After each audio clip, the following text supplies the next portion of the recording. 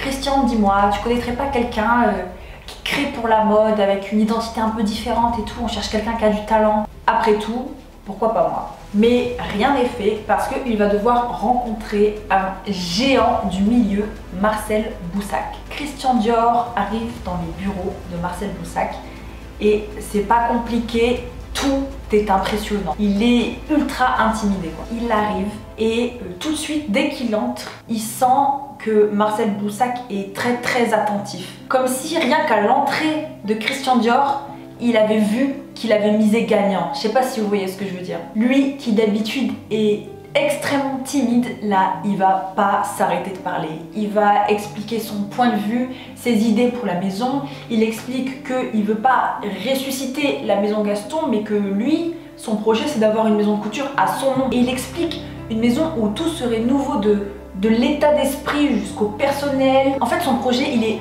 élitiste. Et avec Marcel Boussac, eh ben, c'est son meilleur atout. Ensuite, il enchaîne sur la partie économique. Il présente son analyse des marchés étrangers, merci Sciences Po, le fait que la mode a stagné pendant la guerre, le ralentissement de l'économie, enfin bref. Il explique tout son projet, il parle, jusqu'à en être essoufflé. Et Marcel Boussac l'écoute ultra attentivement. Et quand il s'arrête de parler, Marcel Boussac est d'accord avec lui sur toute la ligne. Et il dira même, nos 90 minutes de conversation, l'analyse de la mode des 4 années précédentes ont été fascinantes. Ses critiques, son savoir, ses jugements de goût étaient absolument parfaits. Et Dior répondra, mon interlocuteur m'avait écouté de bonne grâce. Avant de me raccompagner, il me dit que mon projet était tout autre que le sien, que c'était peut-être un peu ambitieux, mais que mon point de vue était intéressant et qu'il fallait y réfléchir. Ce qui m'étonna le plus, c'est que, venu pour dire non, je repartais après avoir exposé un projet qui ressemblait beaucoup à un oui. Puis quelques semaines se passent dans l'incertitude la plus totale. Christian Dior doute et finalement il se persuade que ça se fera pas. Il se dit bah c'est pas grave, c'est pas plus mal. Le timide reprend un peu le dessus. Il va même jusqu'à aller rédiger une lettre pour dire bah, qu'il renonce au projet et que bah, c'est pas grave quoi. Mais juste avant d'aller la poster, il va aller faire un détour chez Madame de la Haye. Madame de la Haye, c'est sa voyante préférée. Il va la consulter avant de prendre chaque décision importante. Madame de la Haye dans sa boule de cristal. Acceptez, acceptez. Vous devez créer la maison Dior. Le verdict est sans appel. Alors là, si vraiment c'est Madame de la Haye qui l'a dit, ok, on va créer la maison Dior.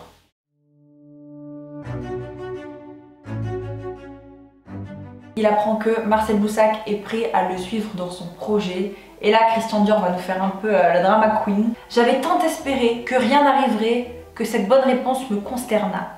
Toujours plus. Faudrait-il donc que j'aie à annoncer mon départ à Lucien Lelon, lequel était de plus un ami personnel de Marcel Boussac?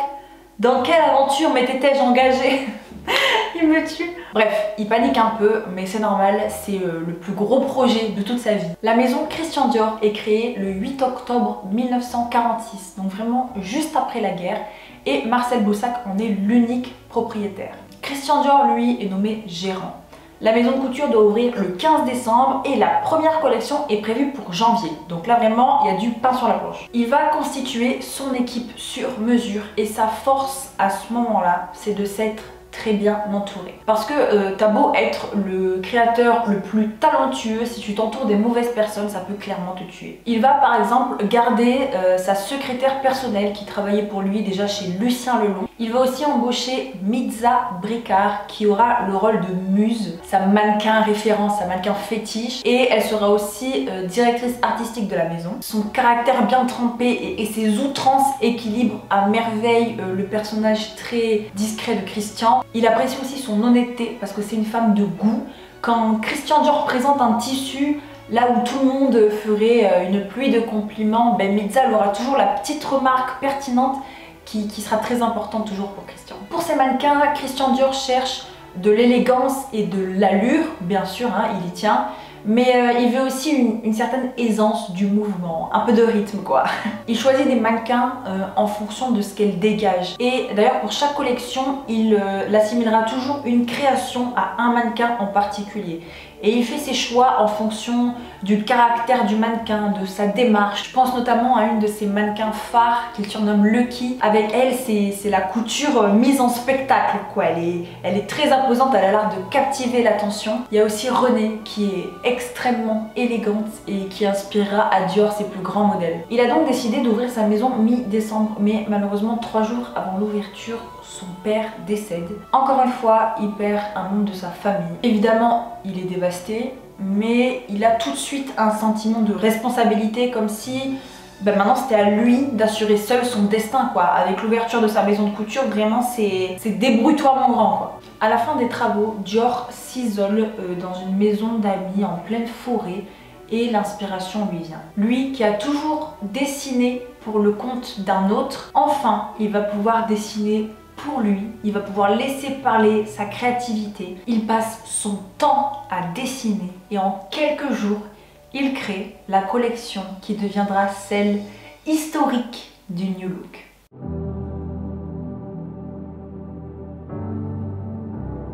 Je vous le rappelle, on sort tout juste de la guerre, on est dans des temps encore de ration. L'économie française n'est qu'au début de sa reconstruction. Et là j'ai une petite citation de Christian qui nous dit: nous émergions d'une période d'uniformes, de femmes soldats bâtis comme des boxeurs.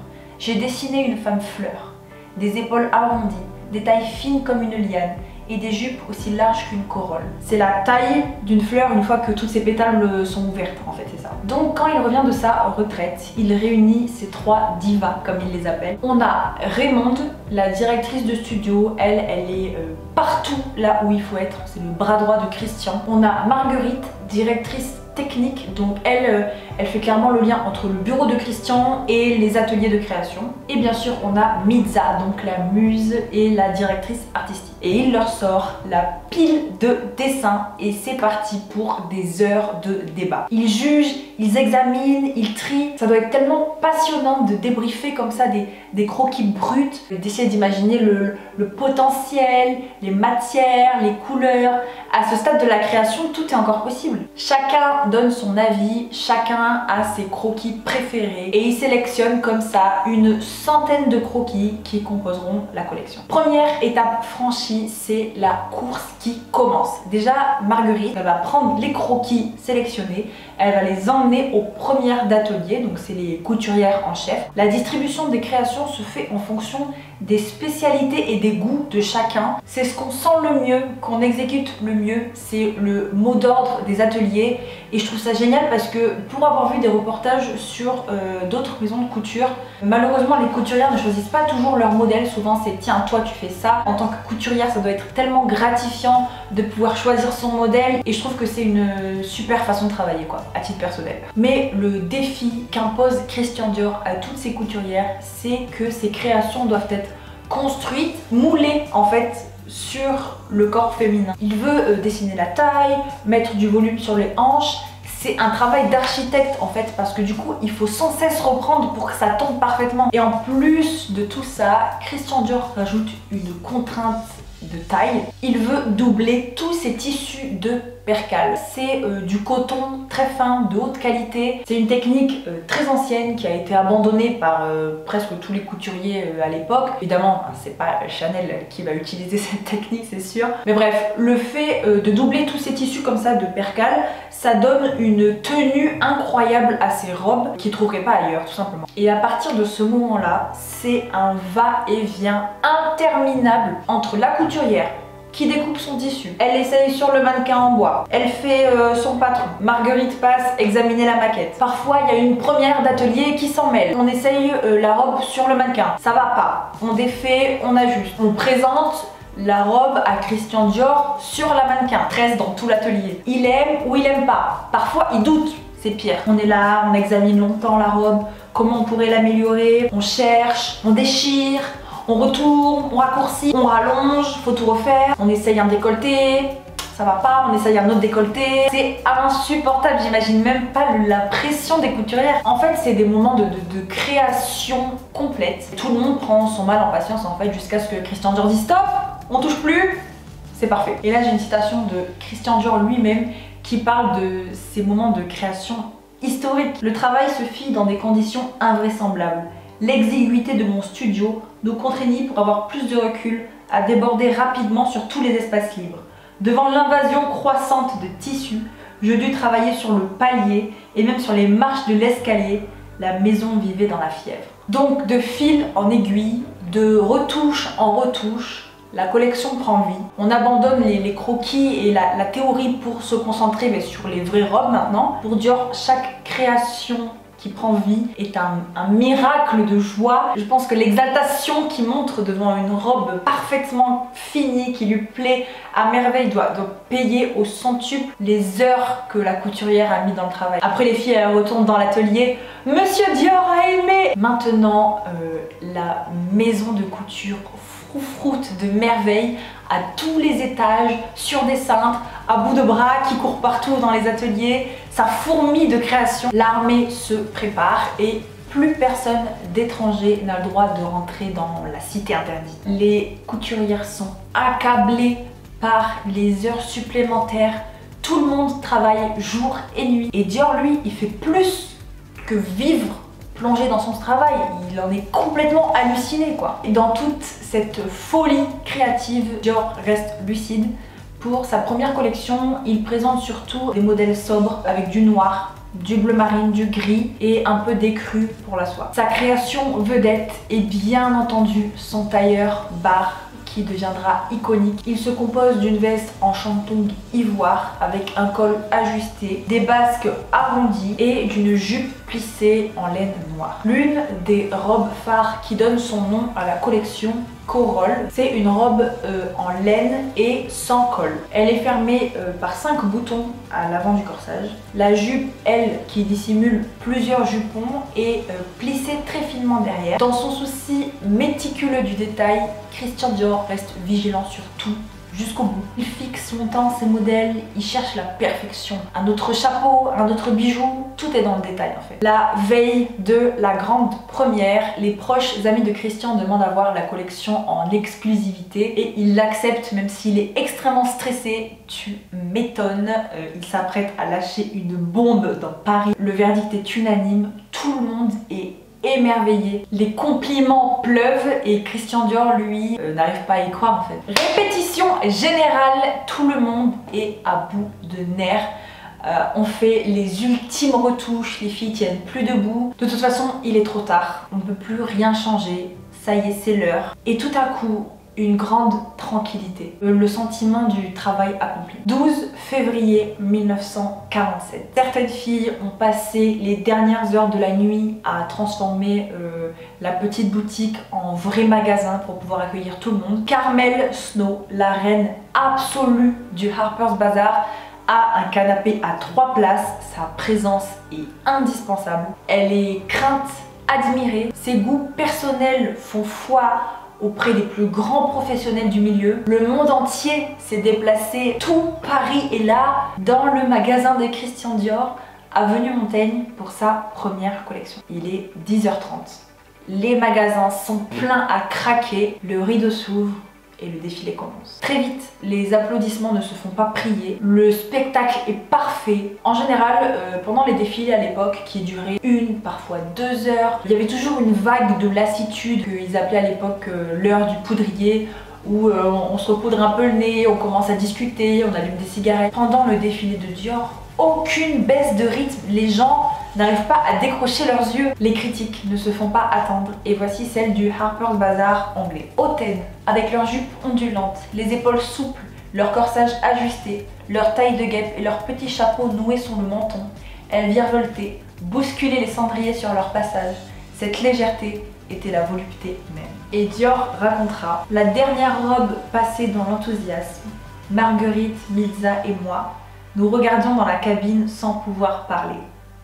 Raymond vient nous chercher, pleurant de joie, pour nous pousser dans le grand salon où nous fûmes accueillis par un ouragan de bravos.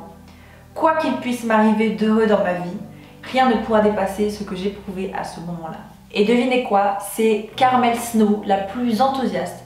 Elle reviendra toute seule l'après-midi et elle redemandera à se faire représenter quelques modèles. Le soir, elle rentre à son hôtel et elle rappelle Christian et elle lui dit: Your dresses have such a new look. Elle en fera un article et le new look est né.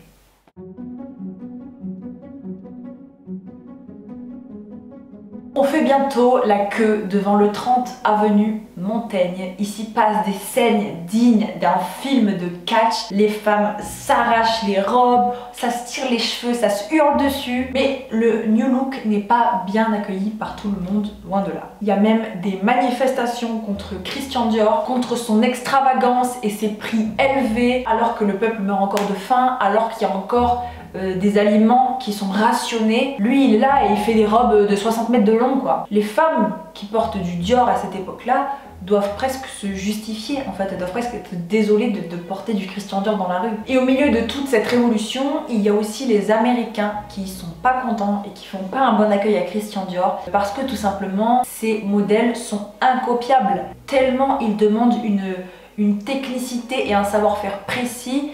Mais les Américains sont incapables de recopier ces modèles et ça ils aiment pas trop. Et que ça plaise ou non, c'est grâce à Christian Dior et à sa première collection qui a fait un carton que la haute couture a retrouvé sa place dans l'économie française. Parce qu'on parle bien plus que d'un bout de tissu là. Tout ça a une dimension politique. Pour certains c'est le retour de la gloire à la française. Et pour d'autres, c'est juste un nouveau caprice de riche. Dans le livre que j'ai lu, ils font beaucoup le parallèle avec Chanel. Parce que la rue a énormément copié Chanel. Elle avait une très grande influence sur la mode de son époque. A contrario du Christian Dior, ben ça se fait que chez Christian Dior. Et lui ça l'arrange bien parce que lui sa volonté c'est pas que tout le monde porte du Christian Dior. Il veut habiller uniquement l'élite. Après des petites vacances dans le sud, il revient à Paris et il reçoit un courrier de la maison Neiman Marcus qui l'invite aux États-Unis pour recevoir un Oscar. C'est la première fois qu'un couturier français est récompensé et c'est une véritable consécration, surtout que c'est sa première collection. Maintenant, il s'agit de se remettre au travail. Christian Dior doit préparer sa deuxième collection et cette fois-ci, une collection d'hiver. Et pour comprendre un petit peu la pression de Christian Dior à ce moment-là, j'ai une citation qu'un de ses amis lui a dit. « Savoure bien ce moment unique dans ta carrière. Jamais plus il ne te sera donné d'en profiter aussi pleinement qu'aujourd'hui. Demain commencera alors l'angoisse d'avoir à t'égaler et si possible te dépasser. » L'enjeu est de taille et pour y faire face, il va créer une collection folle. Du long, du large, les robes atteignent un métrage invraisemblable. Tissu somptueux, velours, broché, les robes pèsent une tonne. Mais peu importe, rien n'est trop beau pour Christian Dior, on est dans l'ultra luxe. Cette collection, il la veut en hommage à sa mère et c'est reparti. L'atmosphère est aussi tendue que la première fois. Le premier mannequin s'élance et pendant 2 heures, le spectacle est captivant. Le New York Times dira « Tout est à couper le souffle ».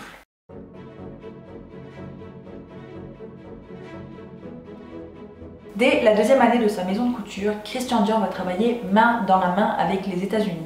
Parce qu'il le sait, ces modèles sont impossibles à recopier, mais il ne veut pas se priver d'un tel marché, donc il va dû trouver une alternative. Désormais, 2 fois par an, il se déplace à New York pour dessiner une collection exclusive aux États-Unis. Il fait un contrat avec 80 enseignes en tout, donc qui ont le droit de revendre ses créations, qui s'engage à ne présenter ses créations que sur des mannequins vivants et à ne jamais vendre ses créations moins de 100 $.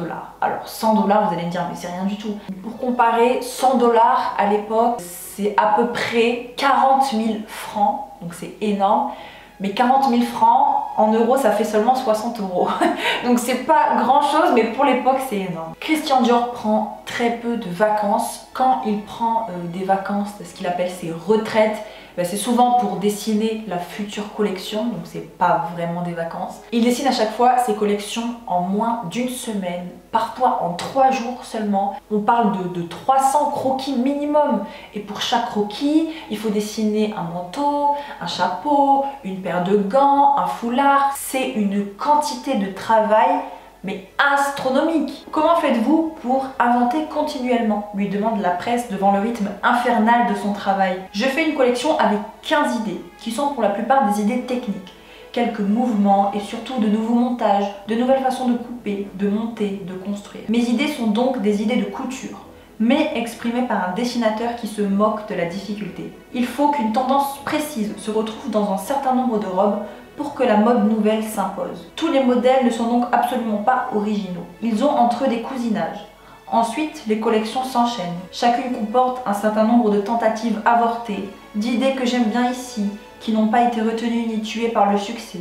Sans doute parce qu'elles étaient trop écartées de la tendance générale. Elles me fournissent des thèmes pour mes collections suivantes. Et puis il y a des modèles classiques, la petite robe noire, la jupe plissée, qui sont obligatoires, mais qui ne se renouvellent que par des détails de structure. À chaque instant, je suis obligée d'écarter des idées ou des nuances que je reprendrai plus tard. Dior, c'est donc un génie de création perpétuelle, mais c'est aussi un homme d'affaires averti. Depuis la création de sa maison, il avait dans l'idée d'habiller les élégantes de la tête aux pieds. Il voulait qu'une femme puisse repartir de chez lui habillée toute en Dior. Il créait sa société de parfums, dont le siège se trouve sur la 5e avenue. Puis 2 ans plus tard, sa licence de cravate, puis celle des fourrures. Et enfin, il crée Christian Dior Diffusion, une société qui a pour but de gérer tout ce qui appartient à Christian Dior. Il crée à New York sa société Christian Dior Export, qui se charge d'exporter aux États-Unis tout ce qui est créé en France. Puis c'est le tour de l'Amérique du Sud.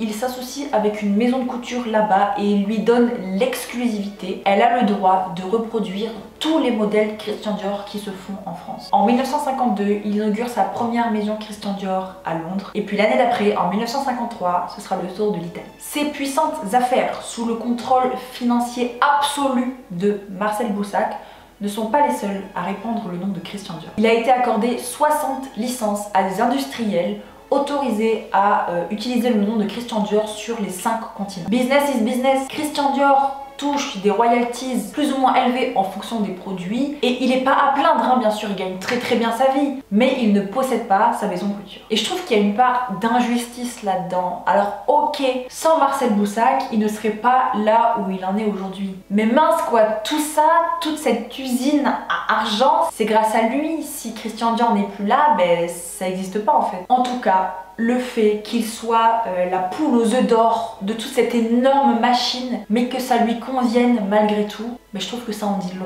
sur son personnage. Tout ce qu'il veut lui, c'est créer. Il vit de sa passion et il est heureux. La seule partie qui le dérange dans toute cette histoire, c'est le fait d'être un personnage public. Il aime pas ça. Côté vie privée, il faut savoir que Christian Dior est très discret. On sait qu'il possédait 2 grandes maisons et un château. Ces grandes maisons, loin de Paris, sont pour lui l'occasion de vivre pleinement son homosexualité. D'ailleurs, ses compagnons l'accompagnaient toujours pour ses repas avec ses amis. Christian Dior, il aime les hommes plus jeunes, très beaux, inaccessibles. Donc pour la plupart de ses relations, il décide d'avance de ne pas s'impliquer émotionnellement, de pas s'attacher en fait, et donc du coup il fait en sorte que ça soit que des relations de passage. Il a le sentiment d'être un peu piégé, je pense, entre sa vie parisienne et sa vie personnelle. Côté vie professionnelle, Christian Dior se comporte avec ses employés comme un père avec ses enfants. Il organise des soirées dans ses ateliers.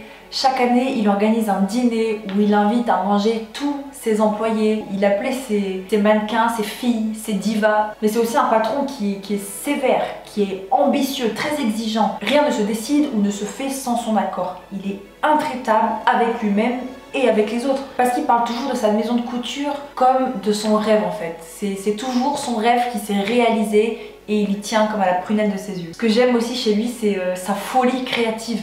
Celle qui le fait se lever en plein milieu du repas au resto pour courir dans l'atelier, modifier quelque chose sur une robe. La même folie créative qui le fait acheter 10 km d'une soie qu'il trouve absolument incroyable et de laquelle il ne fera absolument rien. Il rend fou les fabricants de tissus parce qu'il change d'avis toutes les 3 secondes. Après, il pouvait s'énerver très vite d'un coup quand il y a quelque chose qui l'agaçait, mais il redescendait tout aussi vite. C'était un cœur en fait.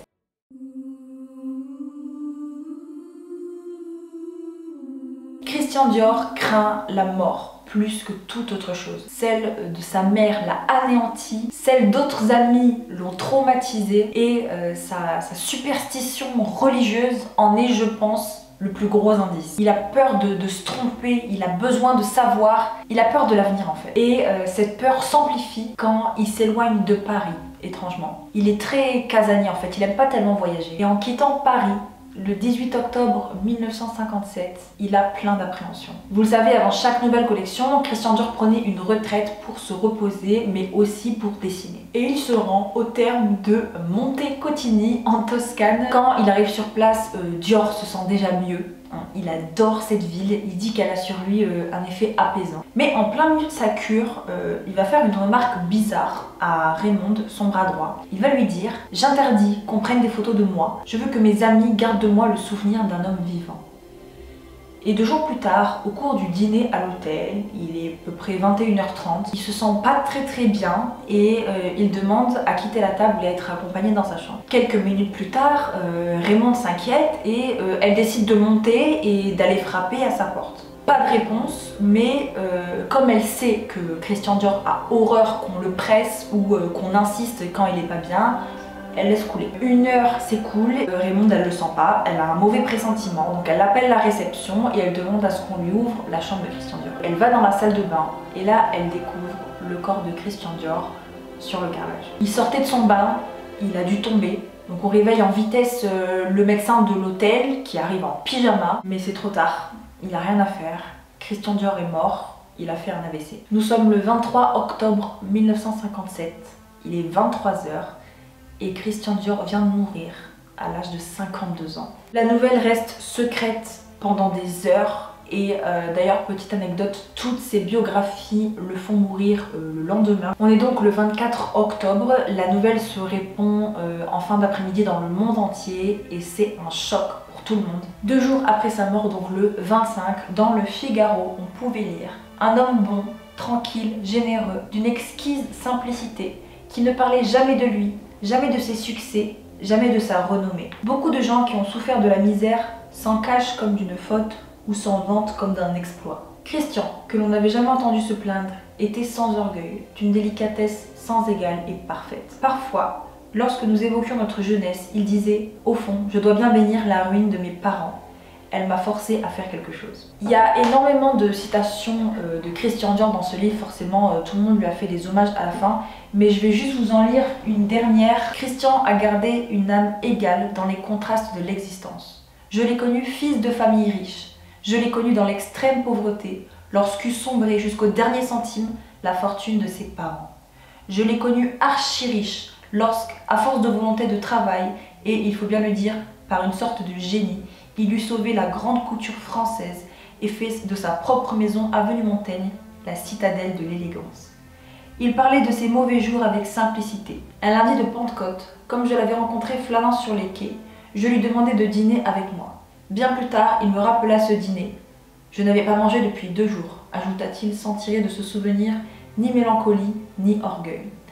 Calme, mesuré, dans sa tenue et ses propos, jamais désireux d'étonner gratuitement, Dior ne récolte que des louanges. La presse du monde entier consacre une rétrospective sur les 10 années que Dior vient de donner à la haute couture française. 10 années exceptionnelles auxquelles les 1200 employés de la maison de couture devront continuer à faire hommage. Monsieur Dior est mort, voilà ce qu'on leur a dit. Par respect pour sa mémoire et par affection pour son souvenir, nous vous demandons de travailler comme d'habitude. C'eût été certainement son dernier souhait. Étonnamment, je n'ai rien à ajouter à cette histoire. J'ai essayé de vous retranscrire du mieux que j'ai pu sa personnalité et je vous ai donné les anecdotes les plus pertinentes. Je sais jamais trop comment finir ces vidéos parce que c'est toujours triste. Donc je vous donnerai la dernière phrase de mon livre. Christian Dior est une figure emblématique du XXe siècle. Son nom restera à jamais synonyme d'or.